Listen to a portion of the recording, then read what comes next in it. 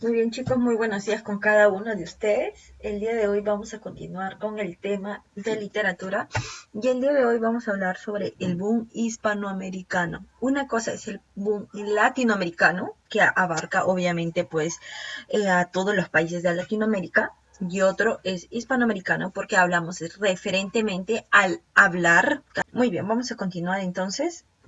Vamos a ver en primer lugar algunos aspectos generales.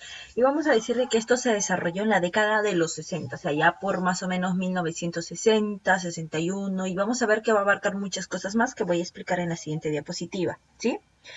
Vamos a decir que el término de boom alude a la explosión literaria continental y mundial en el aspecto editorial, ¿ok? Significa que cuando hablamos del boom, significa que fue un gran auge de la literatura en ese momento, ¿sí? O sea, que tuvo demasiada influencia tanto en lo político, en lo cultural y en lo social, ¿sí? Vamos a decir que en este momento van a utilizarse técnicas muy novedosas y sobre todo el boom hispanoamericano, ojo, mira lo que dice acá, se va a realizar en el realismo mágico. ¿Qué es el realismo mágico? Significa que van a hablar acerca de la realidad, pero va a haber cierta ficción, ¿ok? Van a ponerle cierta ficción para que no vean que lo que están escribiendo estos autores sea tan, directo para aquella persona o para una sociedad o para describir lo que estaba pasando en ese momento, ¿ya? Entonces vamos a ver entonces un poco aquí el contexto histórico y vamos a decir que el boom hispanoamericano, ¿ok? Se va a desarrollar después de que se ejerzan las dos guerras mundiales, ¿ok? Después de las dos guerras mundiales entre Estados Unidos, ¿ok? Y Alemania y los diferentes aliados, ¿ok? Vamos a decir que termina con la segunda en 1945. Cuando termina la Segunda Guerra Mundial en 1945, ¿ok? Vamos a entrar a un periodo de Guerra Fría. Ese periodo de Guerra Fría va a ser exactamente entre Estados Unidos y Rusia. ¿Por qué? Porque estos dos países querían tener el control de toda la situación en el mundo, querían tener aliados en diferentes partes y querían que su ideología, ¿ok?, predomine. Estados Unidos era un país que sabemos que está en América y Rusia está en el Asia, ¿ya? Muy bien, entonces vamos a ver, ¿ok?, que en ese momento, ¿sí?, Estados Unidos tenía una idea capitalista, ¿ok? Y vamos a verlo acá, ¿cómo se llama?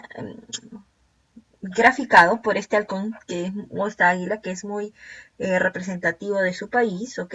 Y Estados Unidos por este osito pardo, ¿ok? Que es muy representativo de Rusia. O bueno, en aquel entonces llamada también la Unión Soviética, ¿ya? Entonces, Estados Unidos era capitalista y la URSS, ¿ok? La Unión Revolucionaria Socialista Soviética, ¿sí? Era socialista, como bien dice su nombre, ¿no? Socialista.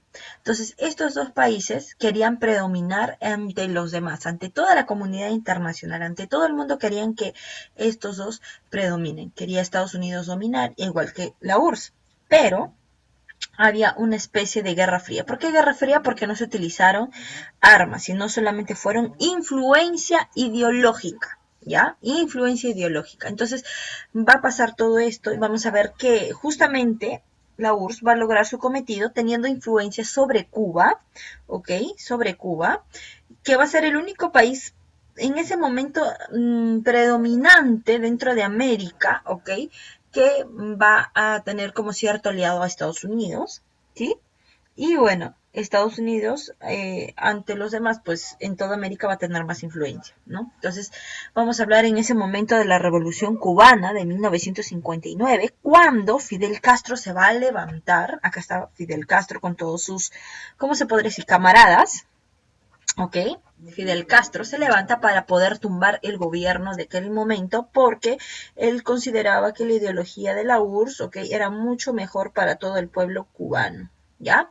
A ver, en ese momento también lo que va a pasar dentro de toda América es que se van a dar los primeros partidos de izquierda y los de derecha que apoyaban a los de izquierda. ¿Cómo es eso que la derecha va a apoyar a la izquierda si son derecha?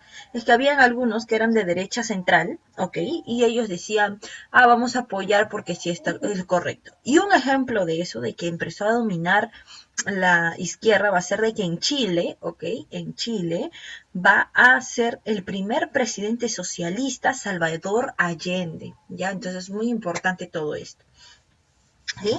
Vamos a continuar.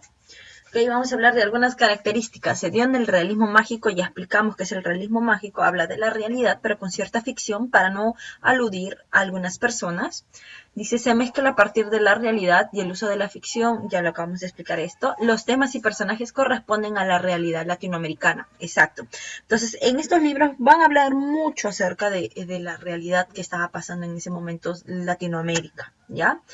Representando acerca de sus problemas sociales, políticos de nuestra sociedad. Y bueno, también va a hablar algo muy importante que lo vamos a tener que subrayar aquí porque realmente es muy importante. Se va a dar lo conocido flashback. ¿Qué es el flashback? El flashback, ¿ok? Es parte de la literatura, vamos a decir que es un fragmento en la cual dentro de la literatura va a haber como un corte cronológico, ¿ya? Es la fragmentación. Y ahí cuando va a haber ese corte cronológico, vamos a decir que ahí es cuando se van a dar todas las famosas conocidas pues tramas, el tiempo cronológico en las obras va a ser válida, se van a emplear unas que otras técnicas cinematográficas y todo lo relacionado también a ello, ¿ya? Muy bien, vamos a hablar entonces ahora de algunos representantes y entre ellos, porque hay muchos en realidad, pero solamente vamos a mencionar el día de hoy a los más importantes, ¿sí? A los más resaltantes. Tenemos Julio Cortázar, perdón, nació en Argentina en 1914. Se le consideró su obra Rayuela una de las más importantes o una de las primeras que resaltó más dentro del boom hispanoamericano. Entre sus otras obras, ya de Julio Cortázar, están Las Babas del Diablo y El Perseguidor. Ojo, estas dos obras fueron llevadas al cine argentino y ustedes si desean lo pueden ver, no hay ningún problema, pueden verlo. No es algo como que diabólico, terrorífico, no, es algo que habla de la realidad de aquel entonces de Argentina. Entonces Julio Cortázar va a ser uno de los primeros hombres que va a tener influencia. Y ahora, ¿cómo es que Julio Cortázar pues se relaciona, ¿no? Con este partido de ser de la izquierda? Vamos a decir que él va a tener cierta amistad en ese momento, no, sí, va a tener cierta amistad con Fidel Castro y va a apoyar, ok, su partido y va a ver toda la situación que estaba pasando en ese momento para poder describirla, ¿ya? Muy bien.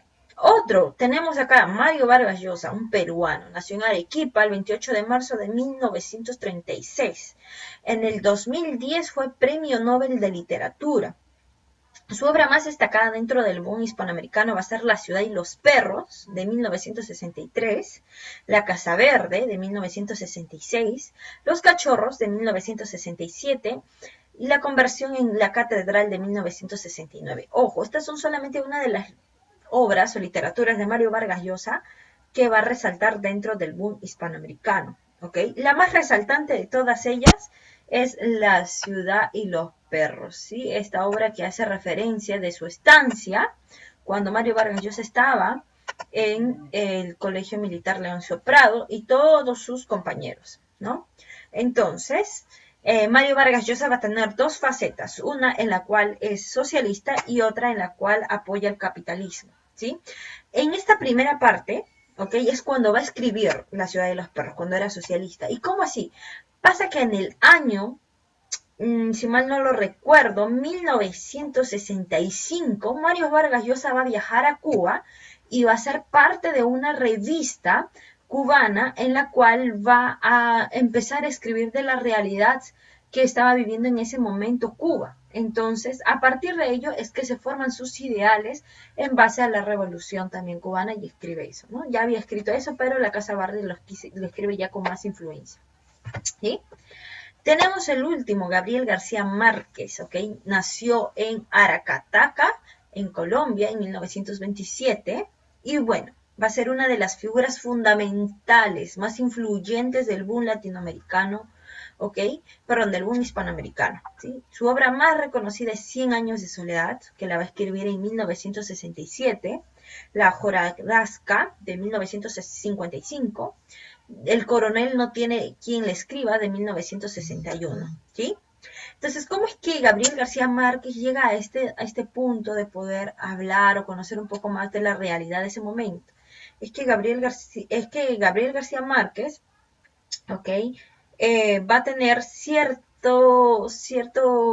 amistad con Fidel Castro, ¿ok? E incluso como van a tener cierta amistad entre ellos, es que va a apoyar la ideología de Castro en aquel momento, ¿ya? Muy bien, con eso vamos a terminar el día de hoy. Eh, Vamos a dejarle su práctica y tarea. La práctica va a ser mencionar dos características del boom. No te estoy diciendo necesariamente características, sino tú, si deseas, pueden hablar de algunos aspectos, ¿ok? Y mencionar dos autores que tú menciones, pues que son así como que muy influyentes y algunas que otras características. La tarea va a ser hacer un resumen de Rayuela, ¿ok? De Julio Cortázar, que es muy, pero muy influyente y también muy importante para cada uno de nosotros, ¿sí? Entonces, eso va a ser todo por el día de hoy. No se olviden enviarme sus tareas hasta el día sábado. El día martes, si me lo envían, recuerden que tienen una nota más baja, ¿ok? Enfoquen bien siempre sus tareitas y traten de enviármelo siempre con tiempo, ¿ya? Entonces, nos vemos hasta la próxima semana. Cuídense mucho. Cualquier duda o pregunta, siempre mi WhatsApp va a estar disponible para ustedes, ¿sí? Nos vemos hasta la próxima semana. Cuídense mucho.